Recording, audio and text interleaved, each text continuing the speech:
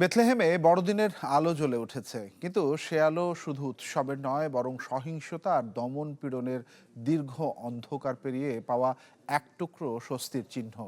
2 বছর ধরে জনশূন্য থাকা রাস্তায় আবারও ফিরেছে মানুষের পদচারণা, সঙ্গী তার ক্ষণিকের উত্তাপও। শহরটির প্রশাসন জানায়, এই সময়ে পর্যটকের সংখ্যা কমে গেছে 90%। ক্ষতি হয়েছে দিনে $1.5 মিলিয়ন।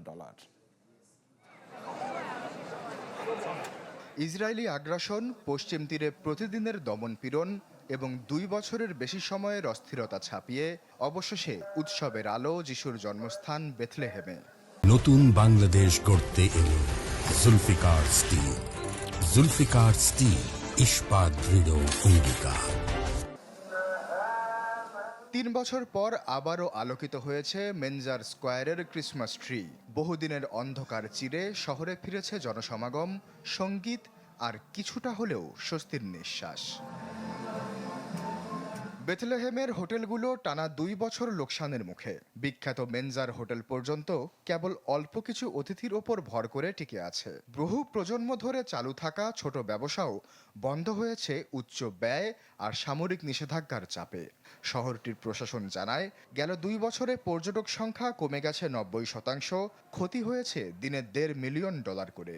ফলে দারিদ্র্যের হার বেড়েছে, বেকারত্ব দাঁড়িয়েছে 34%। জনসংখ্যার 40%-এর বেশি মানুষ জীবন ধারণের মৌলিক ব্যয় মেটাতে হিমশিম খাচ্ছে। শহরবাসী জানায়, অনেক পরিবার বিদেশে চলে গেছে আয় উপার্জনের পথ খুঁজতে। যারা থেকে গেছে তাদের জন্য বাস্তবতা আরও কঠিন। শহরের পুরনো ব্যবসা প্রতিষ্ঠানগুলোর শাটার টানা অবস্থায় বছর পেরিয়েছে। ইসরায়েলি সামরিক বিধিনিষেধ শহরকে বাকি বিশ্বের সাথে কার্যত বিচ্ছিন্ন করে রেখেছে। এই অবস্থায় বড়দিনের আলো জ্বলা যেন দীর্ঘ অন্ধকারে সামান্য আলোর রেখা। শহরবাসীর আশা, আবারও পর্যটক ফিরবে বেথলেহেমে, পুনরুজ্জীবিত হবে ব্যবসা, শ্বাস নিতে পারবে সংকটে জর্জরিত অর্থনীতি। আশ্বাস চৌধুরী, চ্যানেল 24।